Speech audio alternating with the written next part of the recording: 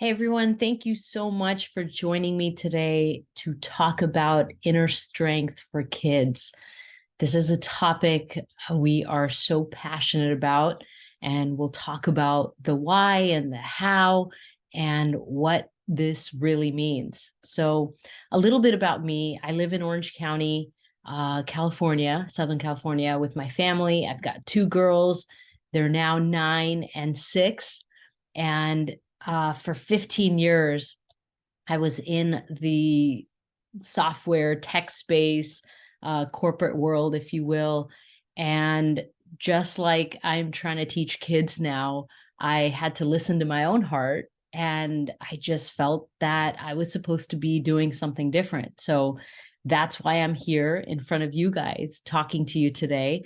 That's where my passion and kind of intuition led me. And I couldn't be happier doing this. So I want to talk about inner strength, right? Inner strength is, in my opinion, knowing who you are and then loving who you are. And it's all about self-awareness. I think we know many people that go through life and they're not sometimes able to you know see their life outside of the things that they're experiencing on a daily basis. And when I look at my own growth as a person, or if you read or listen to anyone in that space about personal development or self-help or just improving on yourself, it's all about being able to reflect on who you are as a person, really getting to know yourself, and then being able to find love for yourself, right? Being able to love all those parts of you that you may not like in the moment, that may not be perfect, that may not always be positive, but just having this real love for yourself. And the interesting thing is, when I grew up, a lot of the things that I would hear about, of even in religion, you talk about God, and people would say, well, God is love and strength and wisdom and power and all of this. And I always thought it was outside of me. And so I have become so passionate about making sure every kid knows that all of those things are within you. And you may not always feel connected to it, but you can do things to get connected to it. And I've done workshops with kids where we talk about that awesomeness inside of you that's always there. Whether you feel it or not, it's always there. And it's amazing to see how easily they are able to connect to it when they're younger.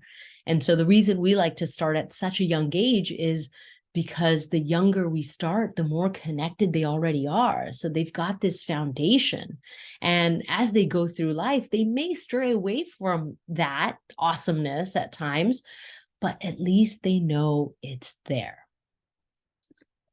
So when we talk about kids with inner strength, the interesting thing is, I've interviewed so many parents, and parents will say, yeah, I want my kids to have the confidence to be who they are. I want them to be able to bounce back from hard moments. I want them to make good choices. And I want their life to be filled with joy and love, for themselves and for others. So as parents, most of us want the same things for our kids. The challenge is that we aren't doing anything intentionally and consistently to make sure that we foster this. Of course, we do in our own way. There's many teaching moments with our kids, and we'll read books and we'll do different things, but it's a tricky thing to consistently work on, which is a big part of why we've created Hatch Brighter. So when all the parents are saying, yeah, I want these things, well, why aren't we doing it?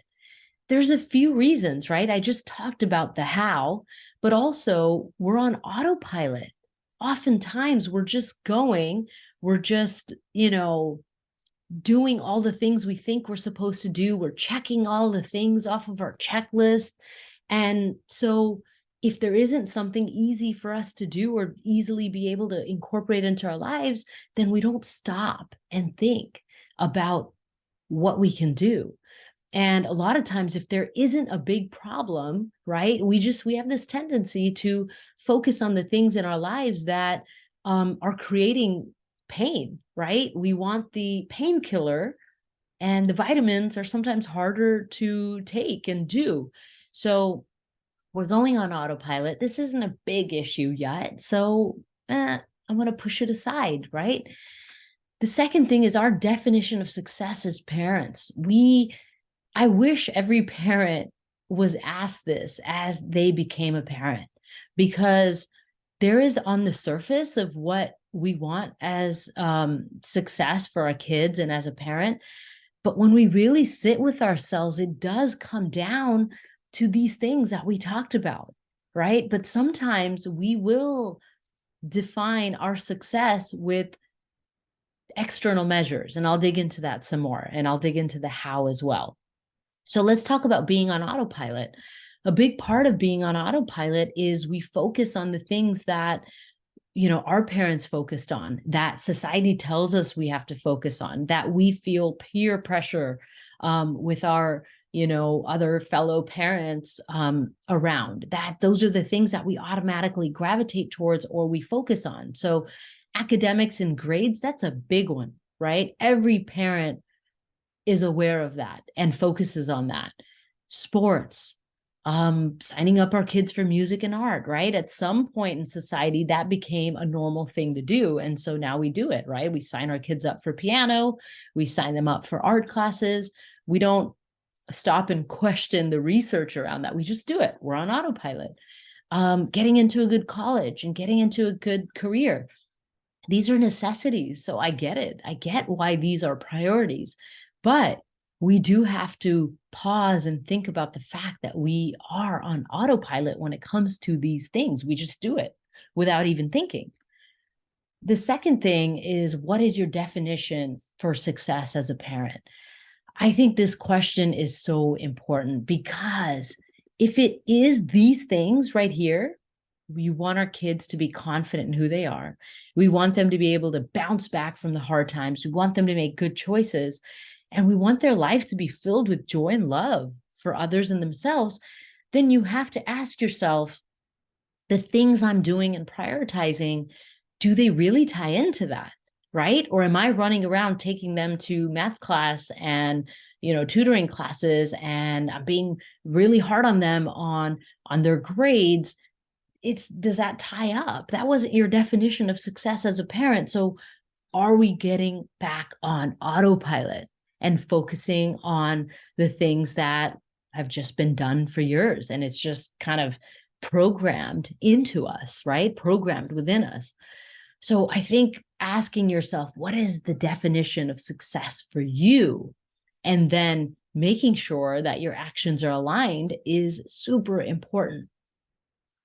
The third thing is the how. Now, like I said, back in the day, there were different traditional organized institutions, like religion, for example, that were in place. And if you look at the stats, years ago, more people were religious. And as the years have gone by, for whatever reason, people have moved away from religion. So whether you believe in religion and God or not isn't the point. The point is that there was an institution that did help us focus on our inner self, right? Again, whether you agree with the methods and all the other stuff isn't the point, but there was something where we can just go, right? And we know that that's what we are working on. And that's not, the people are becoming less and less religious. And so they're going to these institutions less. And so we've lost that consistency, that place that can help us with our inner strength, right? Number two, grandparents and parents. Back in the day, they did spend more time with kids. We were less busy. There was less, technology, and it was less fast paced and less distractions. And, grandparents and parents are a great source of helping us work on our inner strength. It may not be as consistent, but there are a lot of things. You'll always hear people talk about stories of, I remember when my grandpa told me this, and it always stuck with me. So there is so much power in some of those, conversations that we have with different generations. The third thing is time and space. You can't work on yourself unless you have that time to be without all the distractions. And that has become less and less and less. Our attention is being hijacked by social media and technology and everything that's happening around us. And so we have less time to work on ourselves. I mean, we have less time to even sit with ourselves and just even think about what's going on inside. So that's a big one as well. Now, one of the things, the only time we stop and say, whoa, hold on, time out, I've got to really think about what's going on inside, is usually when something goes really wrong, or our kids are really, really struggling. Or we're really struggling. That's when we go, man, I've got to make changes, right? It goes back to that vitamin and painkiller conversation, where if we just become a little more, lazy, I guess, about wanting to take the vitamin, whereas the painkiller we have to take because it's literally causing pain in our life and we're not able to function the way we want to. But, right, and I have so many parents that always say, well, I didn't focus on this stuff when I was a kid, right? My parents never taught me this, or no one really talked about emotions and all this stuff. So who cares, right? Why are we even, why are we saying this is important and we need to do this? The world is different. The world is so different. Just stop and think about how different the world is compared to when you were a kid. I mean, when you go to school, you are surrounded by a handful of people that influence your well-being and how you think about yourself. And now kids can go on social media, for example, and they compare themselves and their lives to thousands, hundreds, thousands, millions of people in an instant. So the pressure, the peer pressure, the comparison, the self-doubt, the lack of confidence in what you're doing and where you are, that has become much, much greater. So we can't say, oh, well, those things worked. Why do we have to do anything different? And the interesting thing is, when it comes to technology, I mean, look at AI and ChatGPT. We're like, yeah, let's keep moving. Let's progress. Why don't we do the same thing with ourselves? And really, technology, I heard this at a conference recently, technology isn't a bad thing, but it's just not the most important thing in our lives. And we have to remember that the most important thing in our life is inside, everything that's inside of us. So in the same way as we're passionate about progressing with technology, we now need to become passionate about finding that same drive to be better with ourselves and improve how we feel on the inside. And the second thing, yeah, I kind of talked about this, but when you know better, you do better. We have so much information now about what does help kids. And sometimes it can be overwhelming and overload, and you can start doubting yourself as a parent. And then we kind of move away from our intuition and gut of what we think we should be doing.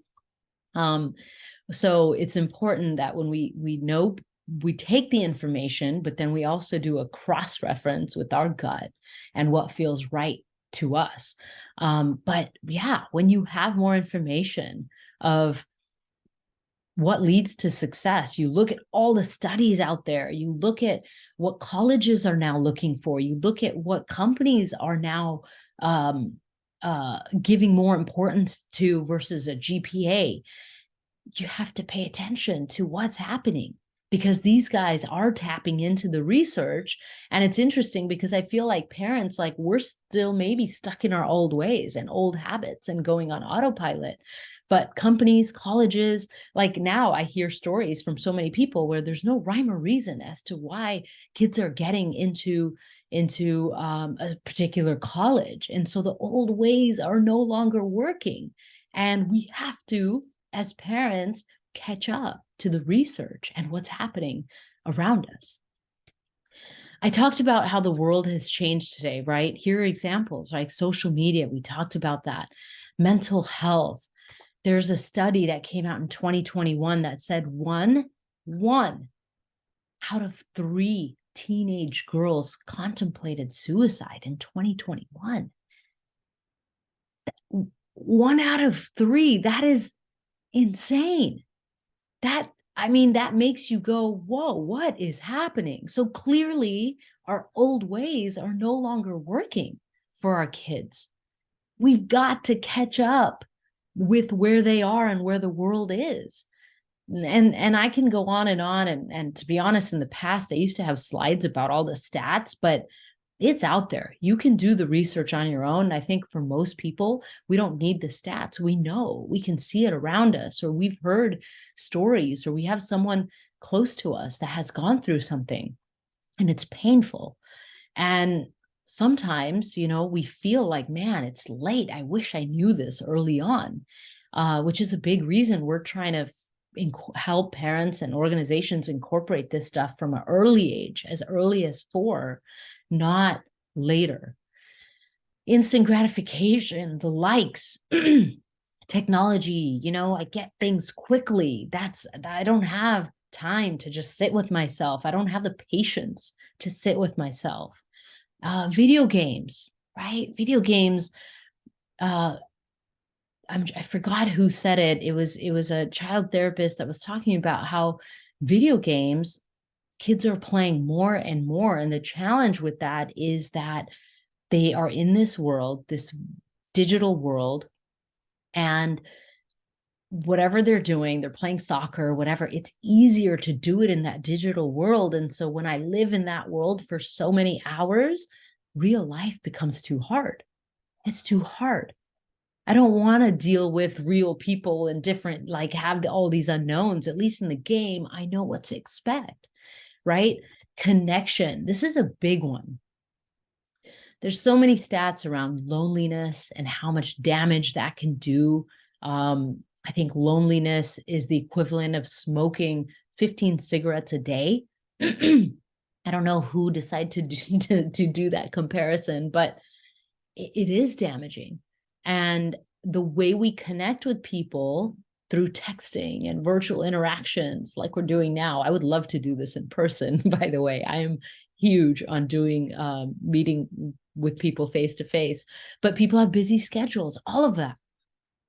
And so our connections, we have a lot of connections, but the depth of those connections has gone down. The quality of the connections has gone down. And that is a big part of our mental well-being and how good we feel. So these are just a few examples of how the world has changed for our kids. And so how we prepare them now for the world has to be different. External achievement becomes irrelevant if our kids' inner world is in chaos. And the important thing here is don't wait until their world is in chaos. Do it before then. So these days, when we look at, what we want for our kids, I mean, the amazing thing is that a lot of parents do say these things. And again, I've talked to parents. They want their kids to master their emotions. They want them, if you've ever felt this feeling of elevated joy or gratitude or love, that feeling in your heart when you can just literally feel you're overwhelmed with that goodness inside of you. And unfortunately, we don't feel that all the time, but you can.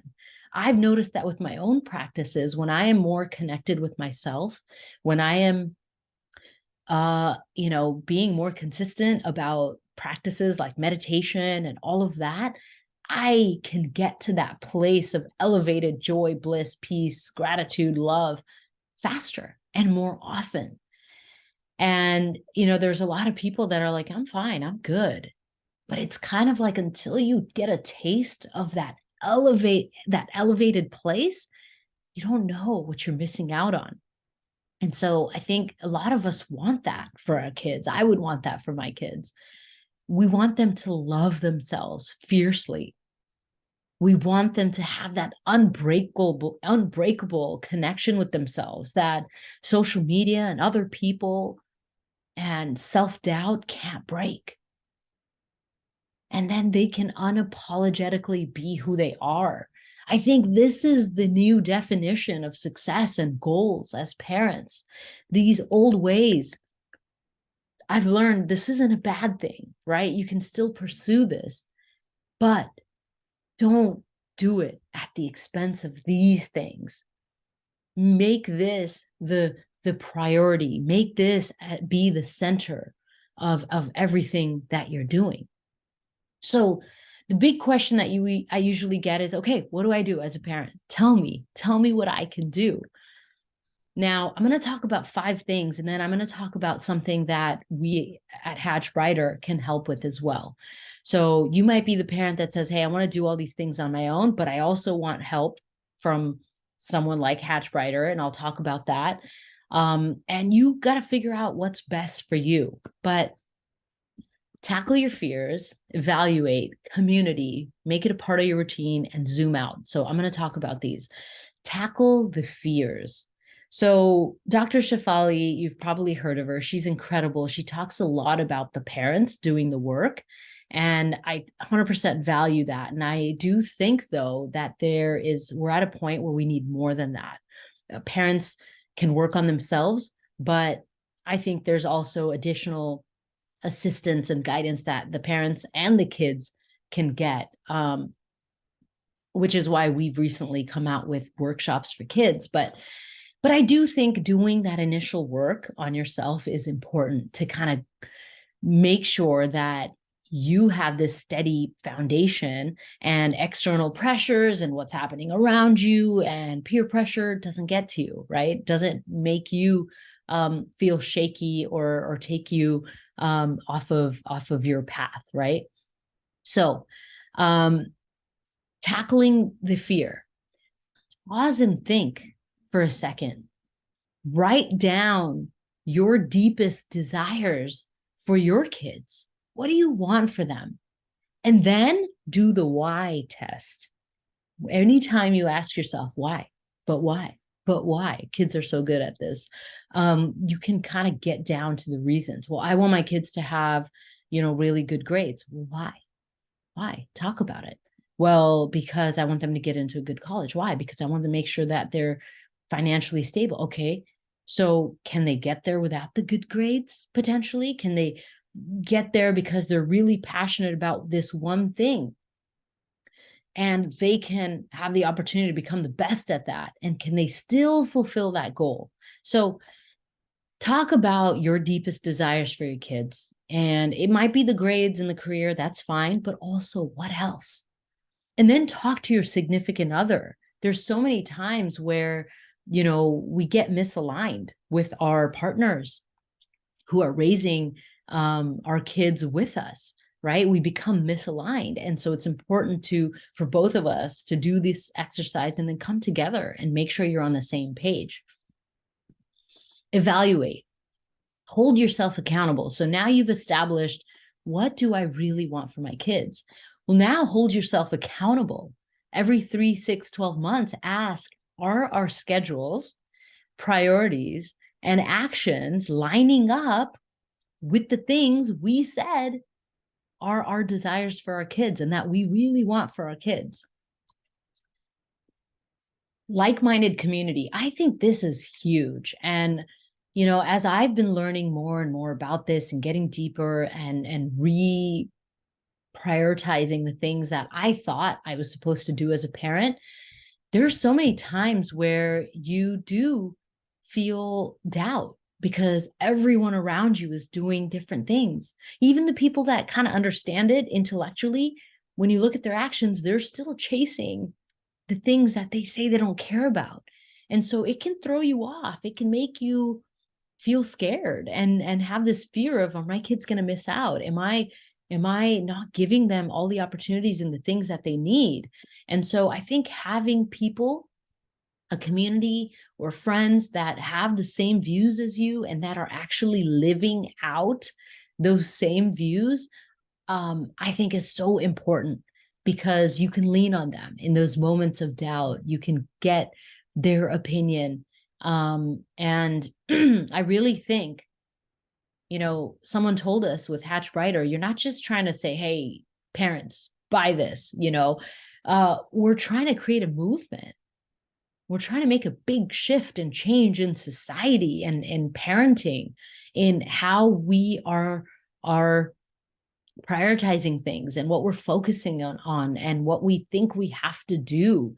So I really believe that creating this movement and change can only happen when it starts with one person and then a group, and then it gets bigger and bigger. So I do think we need to find those people and be an example to others, because others may be still chasing all the external things and putting a ton of pressure on their kids, and that's okay, right? We all take time to get to where we need to be and have that reflection.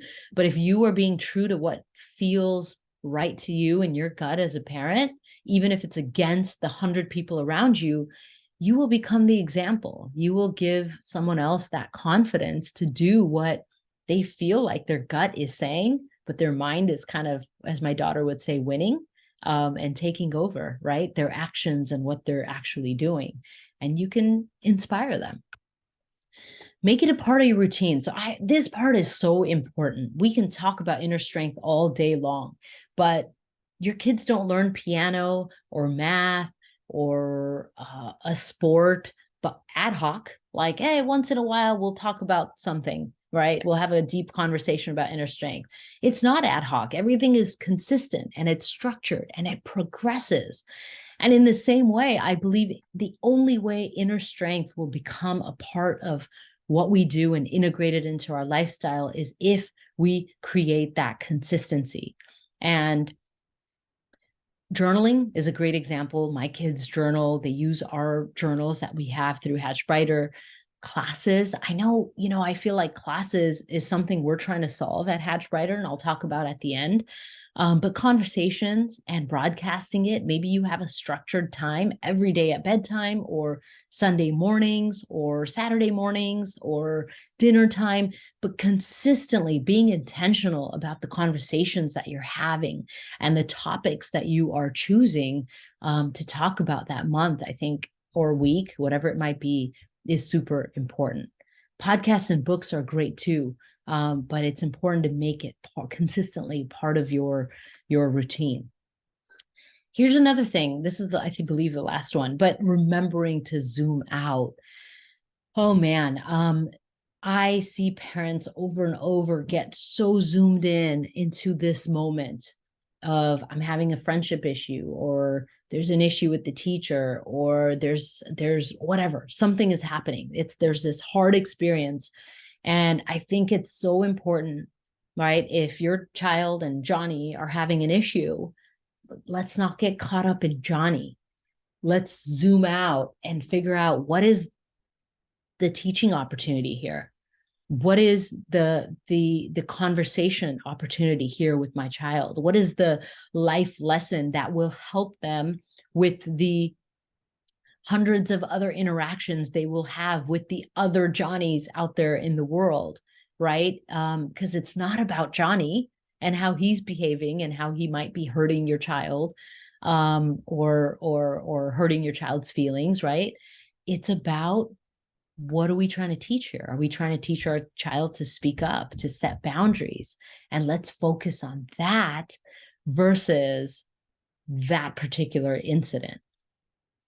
At perfect parenting, there is no such thing as perfect parenting. I've said this before. I don't care how good you are as a parent. I don't care how many newsletters you read and how many tips you implement. our kids are probably still going to acquire some, trait or some behavior that they're going to say, yeah, I got that from my parent. And they're going to be trying to unlearn it because it's creating some kind of negative consequence or not negative experience in their life. So there's no such thing as perfection, right? I know people who say, well, my parents were too nice, so I didn't learn how to create boundaries. So whether you're too strict or too, there are things that we as people, as parents, need to continue to improve on and be better. And that will automatically kind of come into our parenting as well. But there will be things that we will pass on to our kids that are not all positive.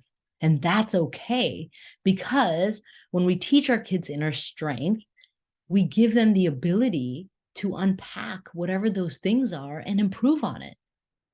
Right? That's the important thing. That's what I want my kids to learn. I don't want to be perfect so that they don't have negative experiences. I want them to take any negative thing in their life, whether it came from a parent or a teacher or a sibling or a friend, whoever. I want them to know that they can change that. They can unpack it and they can love themselves even with that trait and lovingly work on that so that they can be better and have a better life, right? And experiences. Protect versus prepare, right? Like, I think we want to constantly protect our kids in that moment.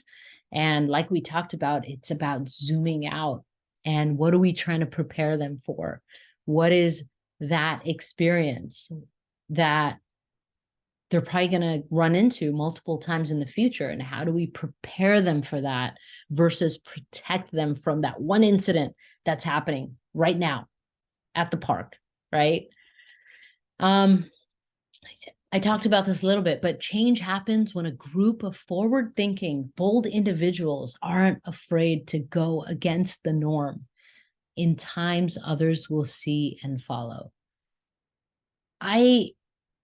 Wherever you're listening to this from, wherever you're connecting from, the fact that you are taking time to listen to this, you're a part of this group. You are a part of the forward-thinking, bold individuals who aren't afraid to go against the norm. And you may not feel like it, but the fact that you are interested in this and you're still listening at this point means that you are one of those people. You absolutely are. And I think it's important. I read somewhere that it's really important for you to be who you are so you can give other people the confidence to be who they are. So it's not about just you. There's this ripple effect that happens when you are being authentic to and true to what you are feeling inside. And you're being brave about being that, just the same way we want our kids to be that way. I think we need to do this as parents. So thank you for being you, for being the parent you are, for being open-minded to this new way of parenting, and for being a part of the change, being a change maker. Thank you so much.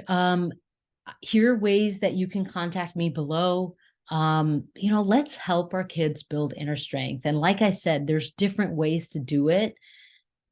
Yes, we as parents need to continue to work on ourselves, not just for our kids, but for ourselves. Number two, we incorporate things into our daily lives at home.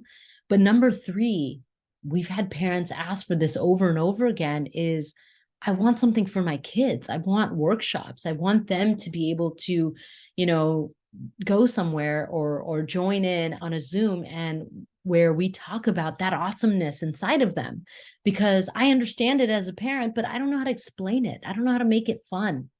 I'm doing a gazillion other things. And so we have created a workshop for kids around teaching them about that awesomeness inside of them, how they can connect to it, right? How their mind sometimes will make up thoughts and overpower their heart, and how you can notice that, right? And how you can master your mind and teach your mind to not create the negative thoughts, right? What to do when that happens.